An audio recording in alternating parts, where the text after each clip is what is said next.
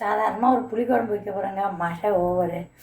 அப்புறம் இங்கே பாருங்க சுண்டைக்காய் நசுக்கி வச்சுருக்கிறேன், 3 கத்திரிக்காய் வெட்டி வச்சுருக்கிறேன், வெங்காயம் பூண்டு சின்னதாக ஒரு தக்காளி கட் பண்ணி வச்சுருக்கிறேன். கட் பண்ணி அளவுக்கு புளி ஊற்றி வச்சுருக்கிறேன். இப்போ தாளிக்க போகிறேன். கடலைப்பருப்பு, கொஞ்சம் ஜீரகம், கடுகுங்க, கருவேப்பிலை, போட்டாங்க,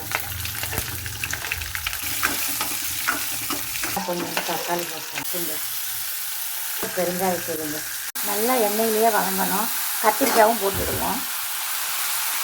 மஞ்சத்தூள் 2 ஸ்பூன், மிளகாத்தூளுங்க 1 ஸ்பூன்,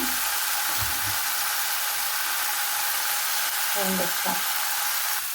புளிக்குழம்பு நல்லா கொதிச்சு எண்ணெய் பட்டுங்க, மாங்காய் போடணும். புளி ஊற்றுறேங்க, தேவையான அளவுக்கு புளி ஊற்றியாச்சு. ருமானியா மாங்காங்க, ஃப்ரெஷ்ஷாக மரத்தில் பறிச்சாஞ்சி போடுறாங்க. நிறையா போட்டாச்சு. ஒரு மாங்காய் பறித்து எண்ணெய் மேலே வந்தோன்னா குழம்பு ரெடி.